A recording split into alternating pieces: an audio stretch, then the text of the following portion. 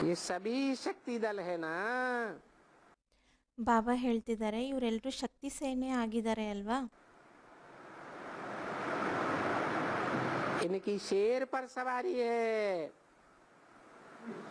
ಇವರು ಸಿಂಹದ ಮೇಲೆ ಸವಾರಿ ಆಗಿದ್ದಾರೆ. तो उनको हाथी पर सवारी है। ಅವರು ಆನೆಯ ಮೇಲೆ ಸವಾರಿ ಆಗಿದ್ದಾರೆ. ऐसे दिखलाया है ना। ಆ ರೀತಿಯಾಗಿ ತೋರಿಸಿದ್ದಾರೆ ಅಲ್ವಾ. कहाँ? ಎಲ್ಲಿ? दिलवाड़ा मंदिर में। ದಿಲ್ವಾಡ ಮಂದಿರದಲ್ಲಿ. मंदिर में जाओ तो देखो हाथी पर सवारी है महारथियों की। ಮಂದಿರದಲ್ಲಿ ಹೋಗಿ ನೋಡಿ ಮಹಾರಥಿಗಳದು ಆನೆಯ ಮೇಲೆ ಸವಾರಿ ಆಗಿದ್ದಾರೆ. और शेर पर सवारी है शक्तियों की। ಇನ್ನು ಶಕ್ತಿಯರು ಸಿಂಹದ ಮೇಲೆ ಸವಾರಿ ಆಗಿದ್ದಾರೆ.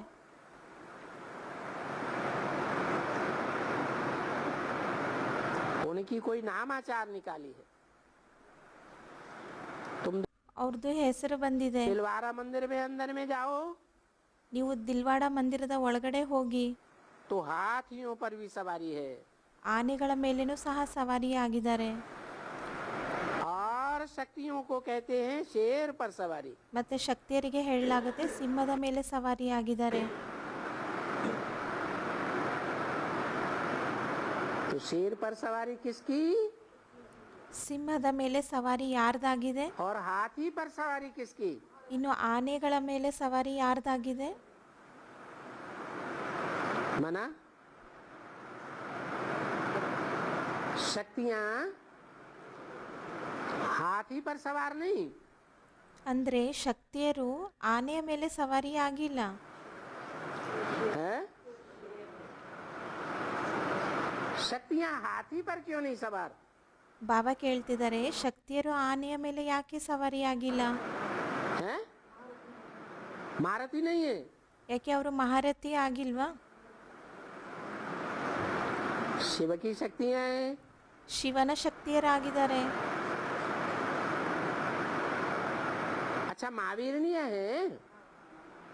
ಸರಿ, ಮಹಾವೀರನೀಯ ಆಗಿದಾರಾ?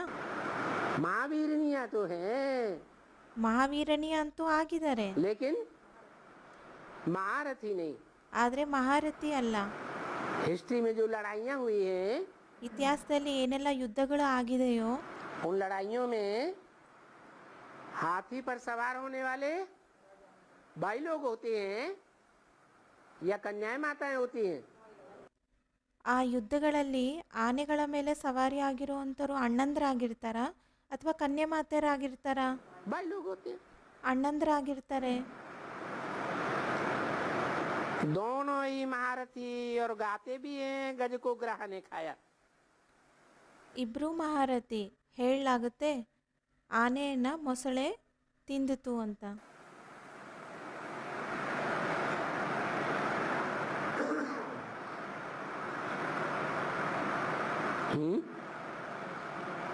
गज मने हाथी। ಗಜ ಅಂದ್ರೆ ಆನೆ. गज और ग्रह की भई लड़ाई। ಗಜ ಮತ್ತು ಗ್ರಾಹದ ಅದೇ ಯುದ್ಧ ಆಗಿದೆ. लड़त लड़त गज हारे। ಯುದ್ಧ ಮಾಡ್ತಾ ಮಾಡ್ತಾ ಆನೆ ಸೋತೋಗುತ್ತೆ. है ना? तो फिर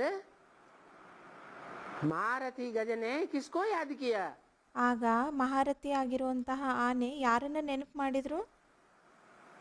भगवान को याद किया। ಭಗವಂತನ ನೆನಪು ಮಾಡಿದ್ರು.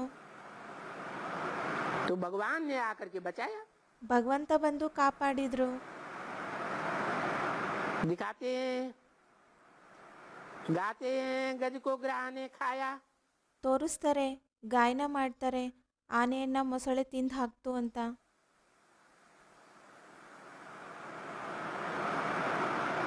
टांग मुंह में दबा ली ना। ಅಂದ್ರೆ ಮೊಸಳೆ ಆನೆಯ ಕಾಲನ್ನ ಬಾಯಲ್ಲಿ ಹಿಡಿದಿತ್ತು ಅಲ್ವಾ. बरोबर महारथियों को भी ये माया रूपी ग्रह खा जाता है। ಖಂಡಿತವಾಗಿ ಮಾಯಾರೂಪಿ ಮೊಸಳೆ ಮಹಾರಥಿಗಳನ್ನ ತಿಂದು ಹಾಕುತ್ತೆ.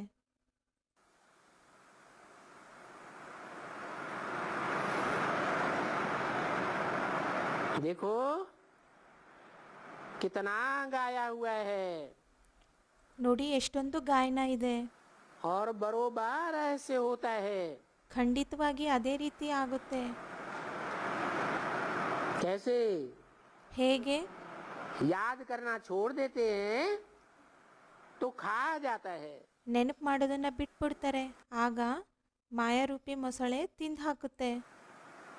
इसलिए बाबा कहते हैं तुमको तो बहुत बहुत हर्षित रहना चाहिए। ಅದಕ್ಕೆ ಬಾಬಾ ಹೇಳ್ತಾರೆ, ನೀವಂತೂ ತುಂಬಾನೇ ತುಂಬಾನೇ ಖುಷಿಯಾಗಿರ್ಬೇಕು.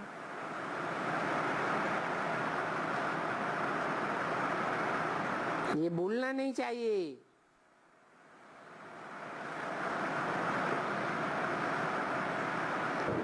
तुमको बहुत हर्षित कर देते हैं। ಇದನ್ನ ಮರಿಬಾರ್ದು, ನಿಮ್ಮನ್ನ ತುಂಬಾನೇ ಖುಷಿ ಪಡಿಸಲಾಗುತ್ತೆ. चाहते हो बरोबर हम शिव बाबा के पोत्र पोत्रियां हैं। ನೀವು ಬಯಸ್ತೀರಾ? ಖಂಡಿತವಾಗಿ ನಾವು ಶಿವಬಾಬಾರವರ ಮೊಮ್ಮಗ ಮೊಮ್ಮಗಳಾಗಿದ್ದೀವಿ. हमारा डाडे के हर से बरसे का हक लगता है। ಅಜ್ಜನ ಆಸ್ತಿಯ ಮೇಲೆ ನಮಗೆ ಹಕ್ಕಿದೆ. तुम आए ही हो नर से नारायण बनने के लिए। ನೀವು ಬಂದಿದ್ದೀರಾ ನರನಿಂದ ನಾರಾಯಣ ಆಗ್ಲಿಕ್ಕೆ.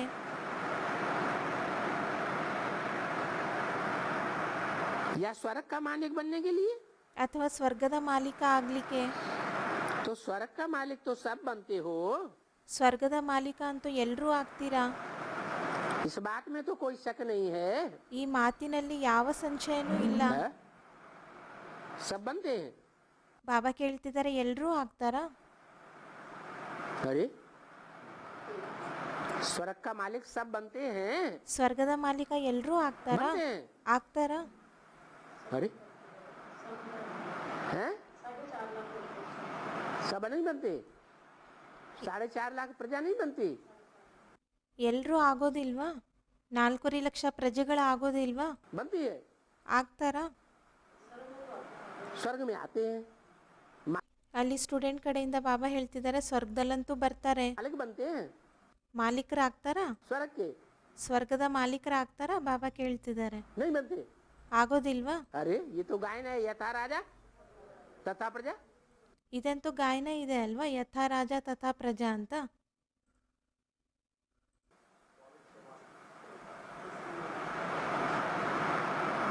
जो परिवार होते हैं उन परिवारों में बाप भी कहेगा ये मकान मेरा है। ಪರಿವಾರ ಏನಿರುತ್ತೆ, ಆ ಪರಿವಾರದಲ್ಲಿ ತಂದೆನೂ ಸಹ ಹೇಳ್ತಾರೆ, ಈ ಮನೆ ನಂದಾಗಿದೆ. बच्चा भी कहेगा मकान मेरा। ಮಗುನು ಹೇಳುತ್ತೆ, ಈ ಮನೆ ನಂದಾಗಿದೆ. बाप भी कहेगा ये कारखाना मेरा है। ತಂದೆನೂ ಹೇಳ್ತಾರೆ, ಈ ಕಾರ್ಖಾನೆ ನಂದಾಗಿದೆ. भी कहेगा कारखाना मेरा है। ಮಗುನು ಹೇಳುತ್ತೆ, ಈ ಕಾರ್ಖಾನೆ ನಂದಾಗಿದೆ.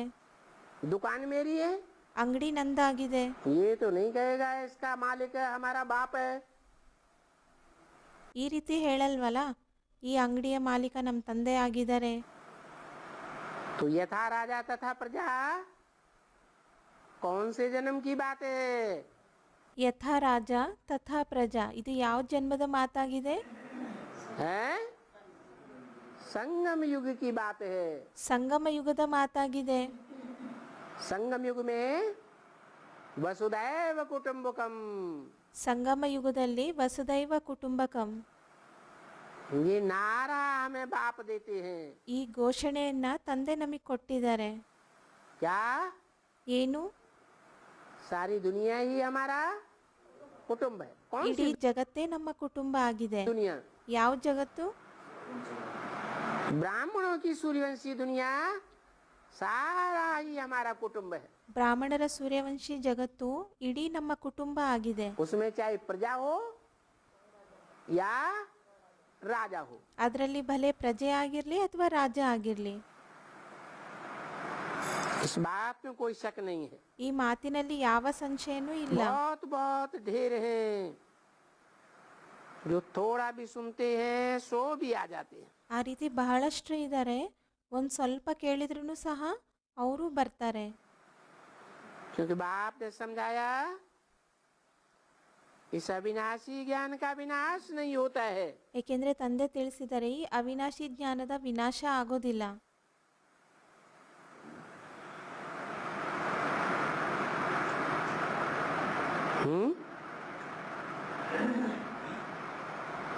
अविनाशी ज्ञान का विनाश नहीं होता है।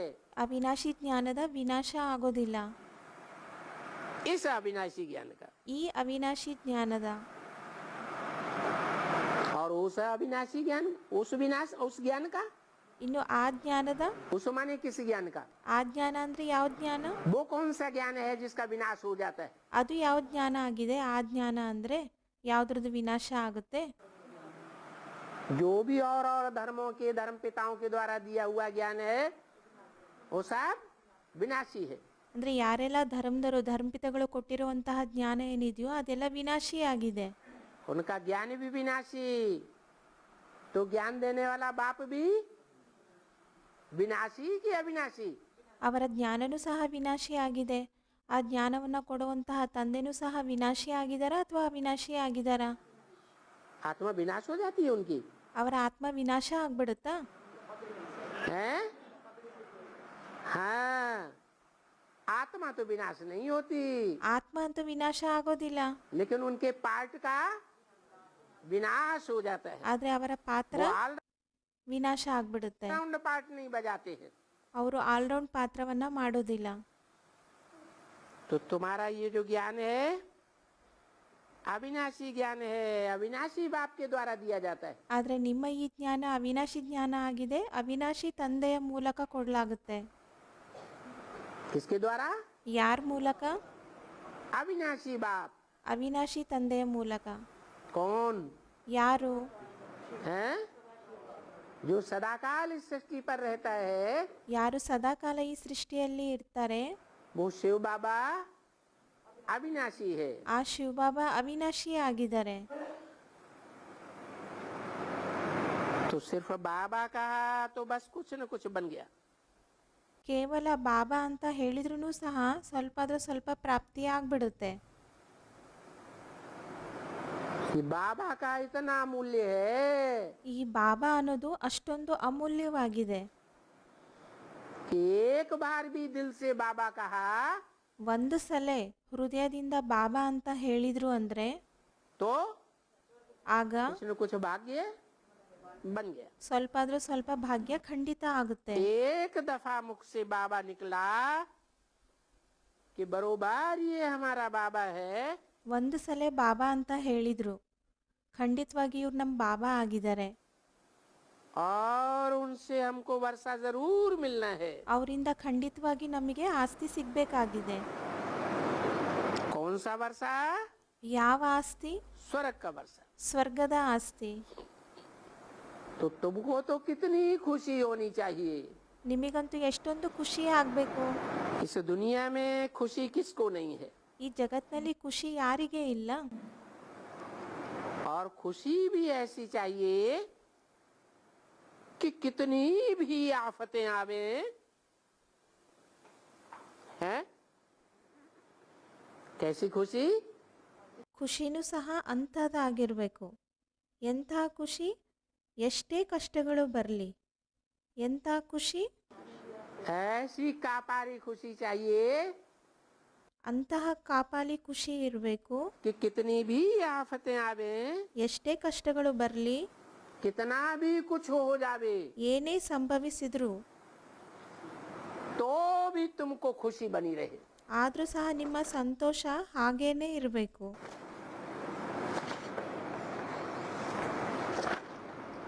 जानते हो है? क्या जानते हो? ನೀವು ತಿಳ್ಕೊಂಡಿದ್ದೀರಾ? ಏನು ತಿಳ್ಕೊಂಡಿದ್ದೀರಾ? जानते हो, मान लो किसी ब्राह्मण का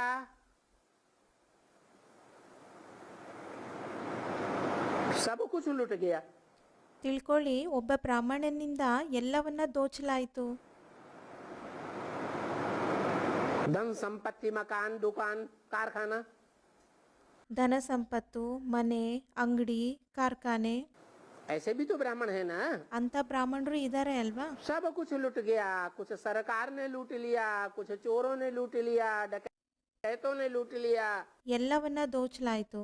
ಸ್ವಲ್ಪ ಸರ್ಕಾರದ ಕಡೆಯಿಂದ ದೋಚಲಾಯಿತು, ಸ್ವಲ್ಪ ಕಳ್ಳರು ಅಪಹರಿಸಿದ್ರು, ಇನ್ನು ಸ್ವಲ್ಪ ಡಕಾಯಿತರು ಅಪಹರಿಸಿದ್ರು.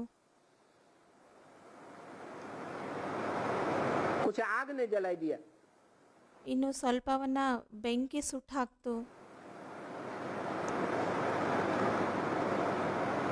तो भी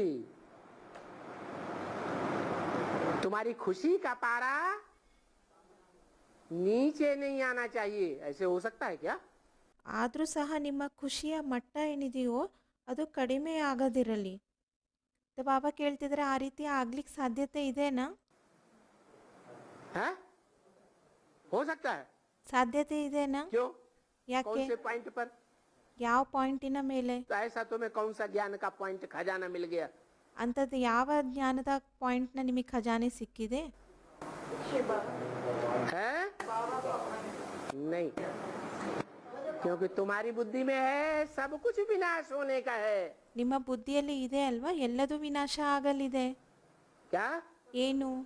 सब कुछ विनाश होने का है. ಎಲ್ಲದೂ ವಿನಾಶ ಆಗಲಿದೆ.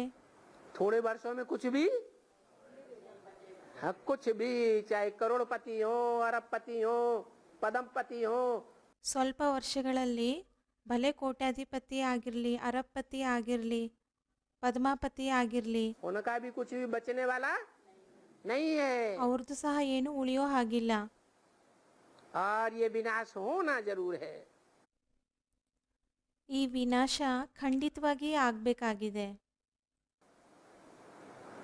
29/6/65 की वाणी का छठा पेज. और ये यज्ञ उसके लिए रचा हुआ है. ಈ ಯಜ್ಞ ಅದಕ್ಕೋಸ್ಕರನೇ ರಚಿಸಲಾಗಿದೆ. किसके लिए? ಯಾವುದಕ್ಕೋಸ್ಕರ? है नहीं.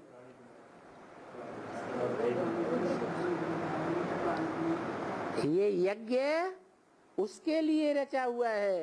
ಈ ಯಜ್ಞ ಅದಕ್ಕೋಸ್ಕರ ರಚಿಸಲಾಗಿದೆ. उसके कह के किसकी तरफ इशारा किया? ಅದಕ್ಕೋಸ್ಕರ ಅಂತ ಹೇಳಿ ಯಾರ ಕಡೆ ಸನ್ನೆ ಮಾಡಿದ್ರು? है? है? भविष्य वाला पार्ट क्या?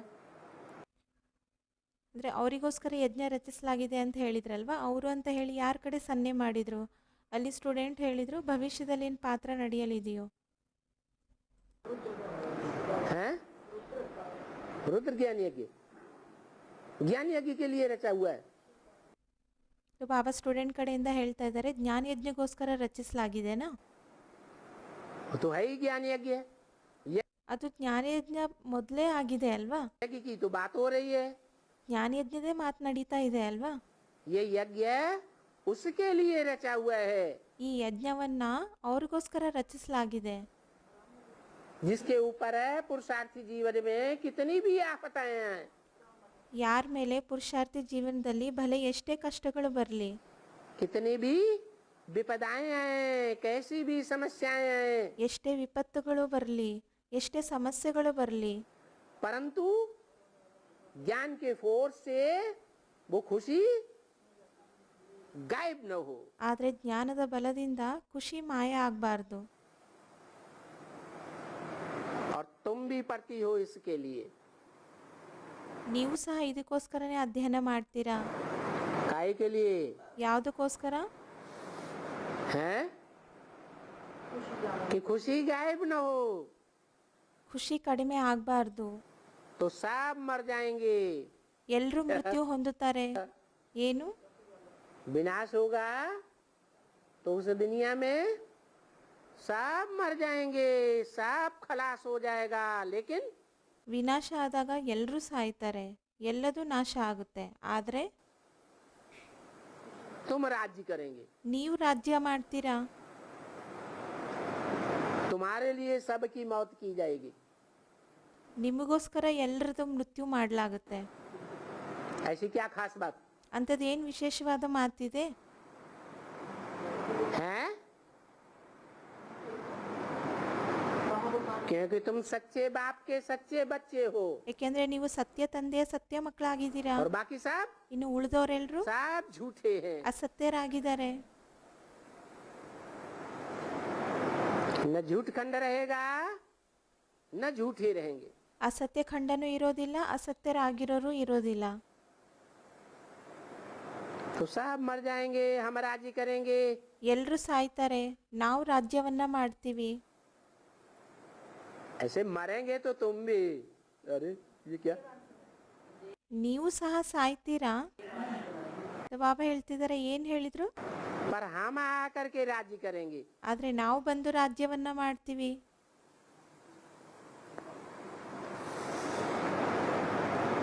जो जो अच्छी तरह से पढ़ेंगे वो आकर के राज्य करेंगे। ಯಾರ್ಯಾರು ಒಳ್ಳೆ ರೀತಿಯಲ್ಲಿ ಅಧ್ಯಯನ ಮಾಡ್ತಾರೆ ಅವರು ಬಂದು ರಾಜ್ಯವನ್ನ ಮಾಡ್ತಾರೆ. ये तो बड़ी वंडरफुल ऊंचे से ऊंची पढ़ाई है। ಇದು ತುಂಬಾನೇ ವಂಡರ್ಫುಲ್, ಶ್ರೇಷ್ಠಾದಿ ಶ್ರೇಷ್ಠ ಶಿಕ್ಷಣ ಆಗಿದೆ. इस पढ़ाई के ऊपर बच्चों को बहुत अटेंशन देना चाहिए। ಈ ಶಿಕ್ಷಣದ ಮೇಲೆ ಮಕ್ಕಳು ತುಂಬಾನೇ ಅಟೆನ್ಷನ್ ಕೊಡಬೇಕಾಗಿದೆ. अगर अपना कल्याण करना चाहते हैं तो ಒಂದ್ ವೇಳೆ ನೀವು ತಮ್ಮ ಕಲ್ಯಾಣವನ್ನ ಬಯಸೋದಾದ್ರೆ बस ಅಷ್ಟೇ, पढ़ाई पढ़ाई और पढ़ाई। ಶಿಕ್ಷಣ ಶಿಕ್ಷಣ ಶಿಕ್ಷಣ. फिर तुम्हारा कभी भी आंसू नहीं आ सकता। क्या कहा? ಆಗ ನಿಮ್ದು ಯಾವತ್ತೂ ಕಣ್ಣೀರು ಹರಿಯೋದಿಲ್ಲ. ಏನಂತ ಹೇಳಿದ್ರು? आंसू तुम्हारा कब नहीं आ सकता ನಿಮ್ದು ಯಾವಾಗ ಕಣ್ಣೀರು ಹರಿಯೋದಿಲ್ಲ? है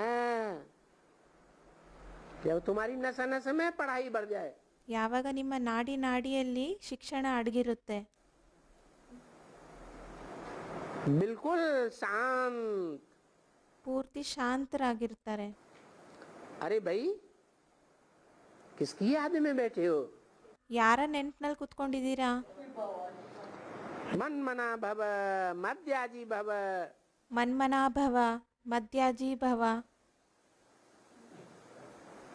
ये तो बात बताई थी ना 5000 वर्ष पहले भी। 5,000 ವರ್ಷದ ಮೊದಲು ಸಹ ಈ ಮಾತನ್ನ ತಿಳಿಸಲಾಗಿತ್ತಲ್ವಾ? किसने?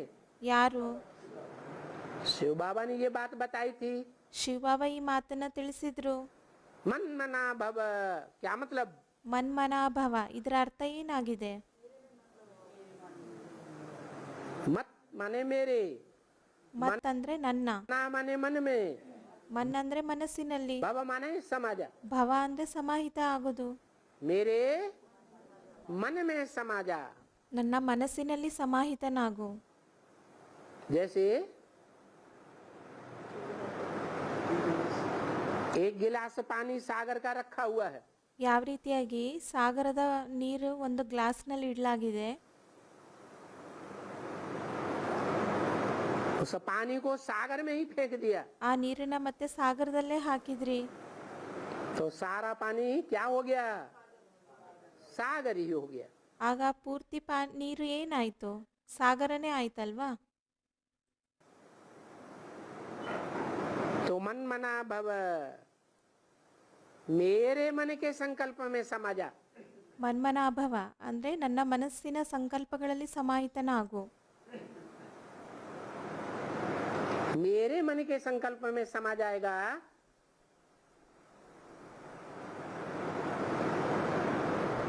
क्या मतलब? ನನ್ನ ಮನಸ್ಸಿನ ಸಂಕಲ್ಪಗಳಲ್ಲಿ ಸಮಾಹಿತನಾದಾಗ ಅಂದ್ರೆ ಇದರ ಅರ್ಥ ಏನು? निसंकल्प हो जाए।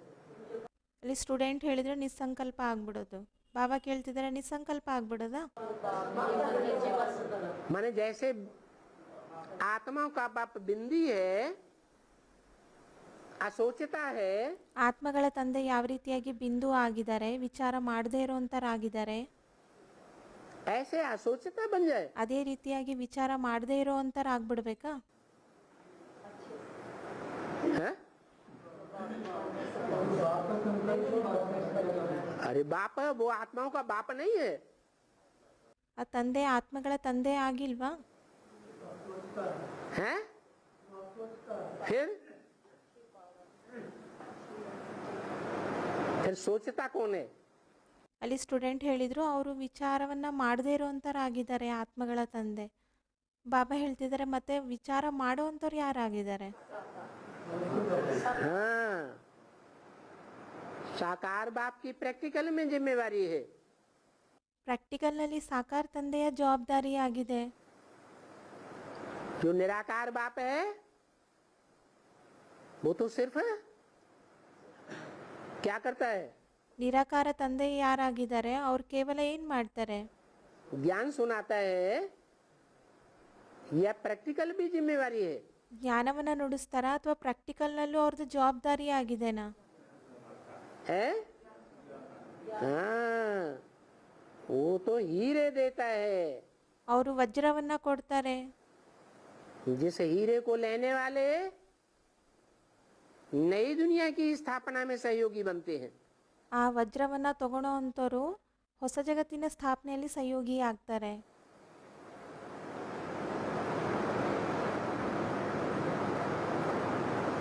तो मन मना भव, मेरे मन के संकल्पों में समा जा। ಹಾಗಾಗಿ ಮನ್ಮನಾಭವ ಅಂದರೆ ನನ್ನ ಮನಸ್ಸಿನ ಸಂಕಲ್ಪಗಳಲ್ಲಿ ಸಮಾಹಿತನಾಗು.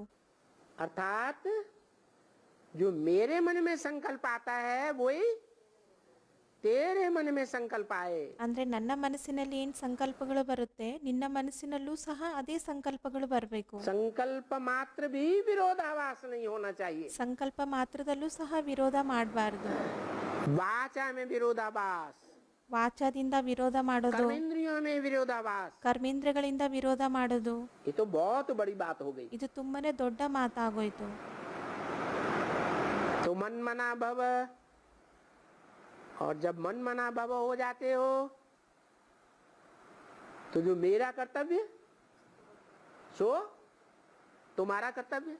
ಮನ್ಮನಾಭವ, ಯಾವಾಗ ನೀವು ಮನ್ಮನಾಭವ ಆಗ್ತೀರಾ ಆಗ ನಂದೇನು ಕರ್ತವ್ಯ ಆಗಿರುತ್ತೆ ನಿಮ್ಮದು ಸಹ ಅದೇ ಕರ್ತವ್ಯ ಆಗಿರುತ್ತೆ.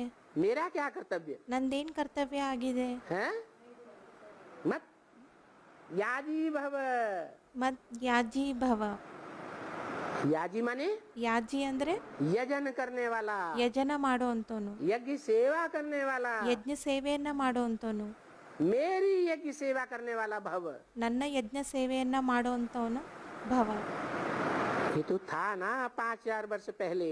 5000 ವರ್ಷದ ಮೊದಲೂ ಸಹ ಇತ್ತಲ್ವಾ? ये बाबा का महावाक्य है। ಇದು ಬಾಬಾರವರ ಮಹಾವಾಕ್ಯ ಆಗಿದೆ. इसका अर्थ ही निकलता है मुझे अपने बाप को याद करो, अपने वर्षे को याद करो। ಇದರ ಅರ್ಥನೇ ಆಗಿದೆ ತಂದೆ ಆಗಿರೋ ನನ್ನನ್ನು ನೆನಪು ಮಾಡಿ, ನನ್ನ ಆಸ್ತಿಯನ್ನು ನೆನಪು ಮಾಡಿ. ये चतुर्भुज तो तुम्हारा वर्षा है ना। ಈ ಚತುರ್ಭುಜ ನಿಮ್ಮ ಆಸ್ತಿ ಆಗಿದೆ ಅಲ್ವಾ? बरोबर पढ़ती हो, बरोबर जानती हो ಖಂಡಿತವಾಗಿ ಅಧ್ಯಯನ ಮಾಡ್ತೀರಾ, ಖಂಡಿತವಾಗಿ ತಿಳ್ಕೊಳ್ತೀರಾ.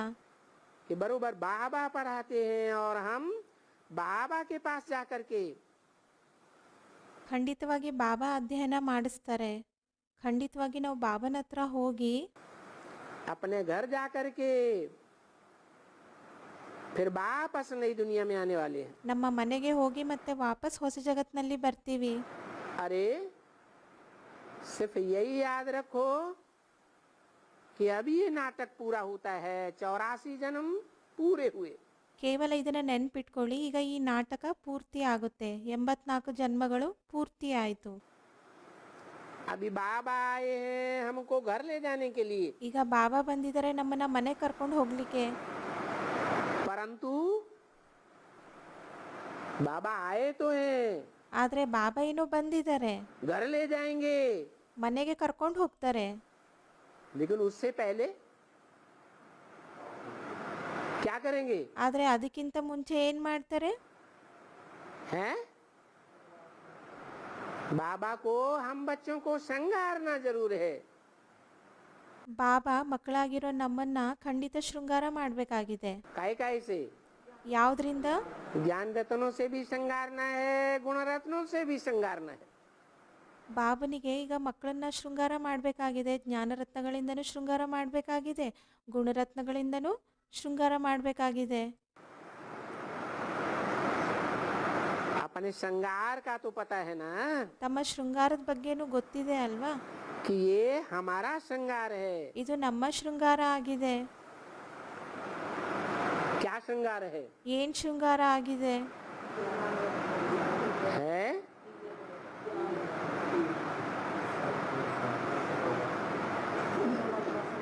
अभी वो श्रृंगार है तुम्हारे पास?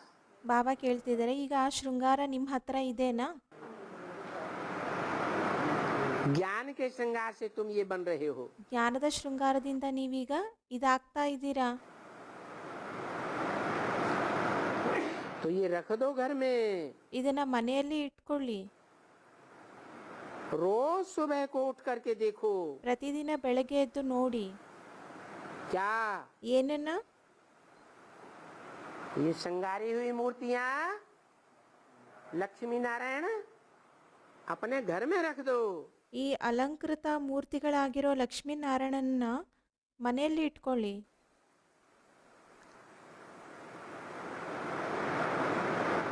तो मैं नहीं समझता हूं कि तुमको कभी भी कोई झुटका आएगा. ಆಗ ನಾನು ತಿಳ್ಕೊಳೋದಿಲ್ಲ ನಿಮಗೆ ಯಾವತ್ತೂ ಸಂಶಯ ಬರೋದಿಲ್ಲ ಅಂತ.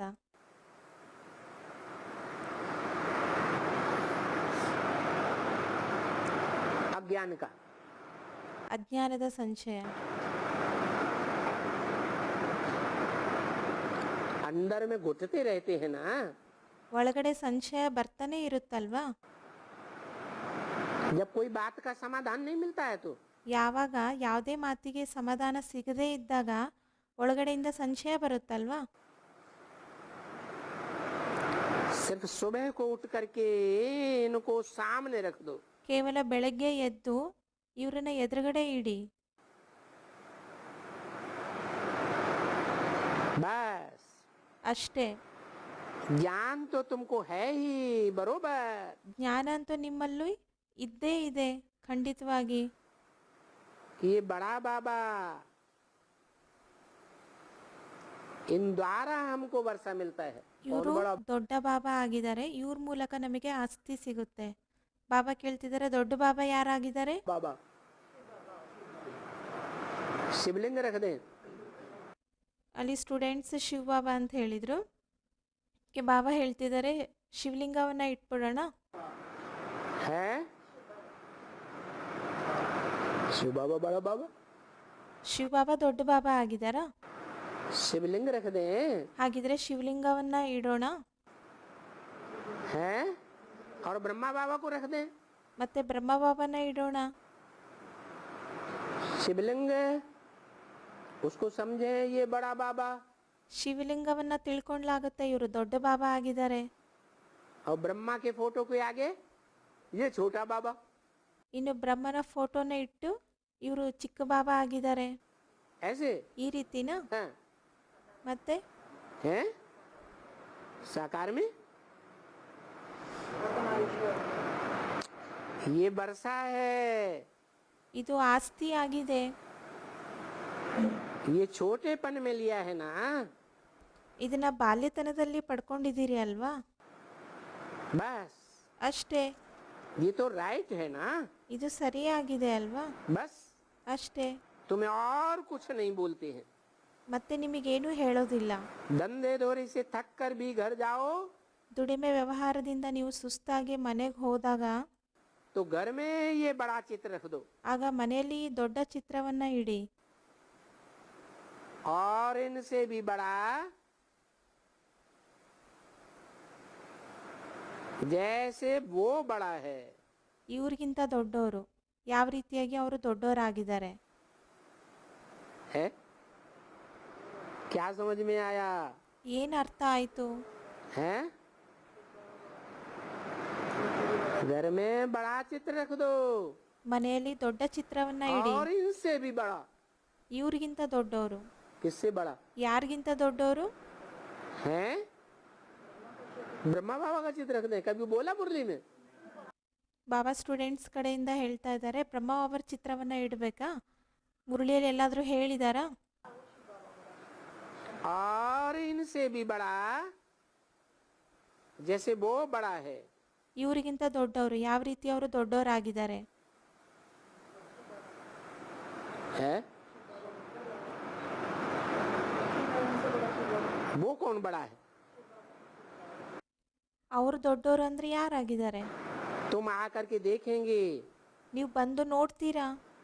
और जो भी घर में आए उनको समझाओ.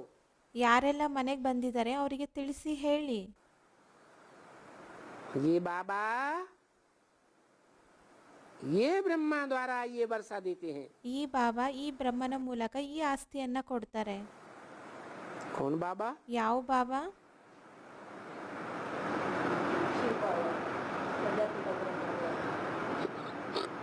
शिव बाबा ये ब्रह्मा द्वारा यह वर्षा देते हैं। कौन सा वर्षा? ಶಿವಬಾಬಾ ಈ ಬ್ರಹ್ಮನ ಮೂಲಕ ಈ ಆಸ್ತಿಯನ್ನ ಕೊಡ್ತಾರೆ. ಯಾವ ಆಸ್ತಿಯನ್ನ? है त्रिमूर्ति का चित्र घर में रख दो ತ್ರಿಮೂರ್ತಿಯ ಚಿತ್ರವನ್ನ ಮನೆಯಲ್ಲಿ ಇಡಿ और उसमें समझाओ ಮತ್ತೆ ಅದರಲ್ಲಿ ತಿಳಿಸಿ ಹೇಳಿ.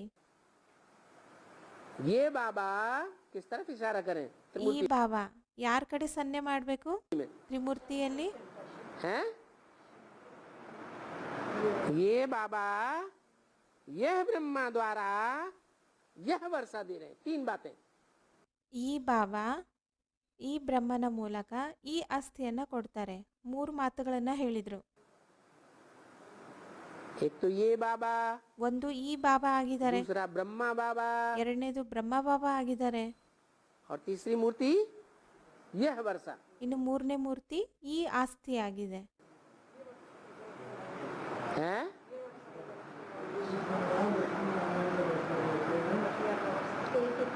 त्रिमूर्ति में तो लक्ष्मी नारायण नहीं है। त्रिमूर्ति में तो लक्ष्मी नारायण का कंबाइंड रूप विष्णु है। ತ್ರಿಮೂರ್ತಿಯಲ್ಲಂತೂ ಲಕ್ಷ್ಮೀನಾರಾಯಣ ಚಿತ್ರ ಇಲ್ಲ. ಲಕ್ಷ್ಮೀನಾರಾಯಣನ ಕಂಬೈಂಡ್ ರೂಪ ಆಗಿರುವಂತ ವಿಷ್ಣು ಸ್ವರೂಪ ಇದೆ. वो हमारा वर्षा है। ಅದು ನಮ್ಮ ಆಸ್ತಿ ಆಗಿದೆ. ब्रह्मा से क्या बनना है? ಬ್ರಹ್ಮನಿಂದ ಏನಾಗಬೇಕಾಗಿದೆ? हैं विष्णु बनना है। ವಿಷ್ಣು ಆಗಬೇಕಾಗಿದೆ. हर आत्मा ब्रह्मा विष्णु शंकर का कार्य करती है। ಪ್ರತಿ ಆತ್ಮ ಬ್ರಹ್ಮ ವಿಷ್ಣು ಶಂಕರನ ಕಾರ್ಯವನ್ನ ಮಾಡುತ್ತೆ. तो हर आत्मा ब्रह्मा रूप में पुरुषार्थ करती है। ಪ್ರತಿ ಆತ್ಮ ಬ್ರಹ್ಮನ ರೂಪದಲ್ಲಿ ಪುರುಷಾರ್ಥವನ್ನ ಮಾಡುತ್ತೆ. तो बोला त्रिमूर्ति में यह बाबा, ಹಾಗಾಗಿ ಹೇಳಿದ್ರು ತ್ರಿಮೂರ್ತಿಯಲ್ಲಿ ಈ ಬಾಬಾ, ये ब्रह्मा द्वारा। कौन सा बाबा, कौन से ब्रह्मा द्वारा? ಈ ಬಾಬಾ ಈ ಬ್ರಹ್ಮನ ಮೂಲಕ. ಬಾಬಾ ಕೇಳ್ತಿದ್ರೆ ಯಾವ ಬಾಬಾ, ಯಾವ ಬ್ರಹ್ಮನ ಮೂಲಕ? शिव बाबा जहाँ शंकर का चित्र रखा है, ಶಿವ್ ಬಾಬಾ ಎಲ್ಲಿ ಶಂಕರನ ಚಿತ್ರವನ್ನ ಇಡಲಾಗಿದೆ, यह बाबा ब्रह्मा द्वारा ब्रह्मा के चित्र की तरफ इशारा यह वर्षा देते हैं। ಈ ಬಾಬಾ ಬ್ರಹ್ಮನ ಮೂಲಕ ಬ್ರಹ್ಮನ ಚಿತ್ರದ ಕಡೆ ಸನ್ನೆ ಮಾಡಿದ್ರು. ಈ ಆಸ್ತಿಯನ್ನ ಕೊಡ್ತಾರೆ. तीसरा कौन सा? ಇನ್ನು ಮೂರನೇರು ಯಾರಾಗಿದ್ದಾರೆ? विष्णु का वर्षा देते हैं। ವಿಷ್ಣುವಿನ ಆಸ್ತಿಯನ್ನ ಕೊಡ್ತಾರೆ.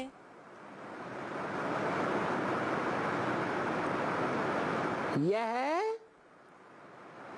इन द्वारा फिर कलह युग का विनाश है। ಇವ್ರ ಮೂಲಕ ಕಲಹ ಯುಗದ ವಿನಾಶ. यह इन द्वारा, किन द्वारा? ಇವ್ರ ಮೂಲಕ. ಯಾರ ಮೂಲಕ? ये शिव बाबा ಅಂದ್ರೆ ಇವ್ರ ಮೂಲಕ. ಇವರು ಅಂದ್ರೆ ಶಿವ ಬಾಬಾ, ಇವ್ರ ಮೂಲಕ ಅಂದ್ರೆ इन द्वारा माने किन द्वारा? ಇವ್ರ ಮೂಲಕ ಅಂದ್ರೆ ಯಾರ ಮೂಲಕ? शंकर और ब्रह्मा द्वारा। ಶಂಕರ ಮತ್ತು ಬ್ರಹ್ಮನ ಮೂಲಕ. क्योंकि शंकर में भी ब्रह्मा प्रवेश है ना। ಏಕೆಂದ್ರೆ ಶಂಕರನಲ್ಲೂ ಸಹ ಬ್ರಹ್ಮ ಪ್ರವೇಶ ಮಾಡಿದ್ದಾರೆ ಅಲ್ವಾ. फिर कलयुग का विनाश। ಕಲಹ ಯುಗದ ವಿನಾಶ ಅಂದ್ರೆ ಕಲಿಯುಗದ ವಿನಾಶ. ये बात आ जाती है एकदम। ಈ ಮಾತು ಬಂದ್ಬಿಡುತ್ತೆ ಅಷ್ಟೇ. ये टिक टिक मचाते रहो एकदम। ಒಂದೇ ಸರಿ ಟಿಕ್ ಟಿಕ್ ಮಾಡ್ತಾನೆ ಇರ್ರಿ.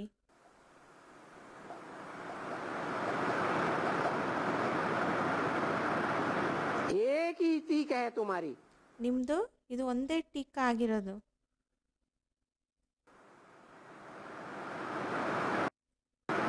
पीछे वो भले घर में चला जावे, ಹಿಂದ್ಗಡೆ ಇರೋರು ಭಲೆ ಮನೆಗೆ ಹೊರಟೋಗ್ಲಿ, माने या न माने। ಭಲೆ ಒಪ್ಕೊಂಡ್ಲಿ ಅಥವಾ ಒಪ್ಕೊಳ್ದೇ ಇರ್ಲಿ.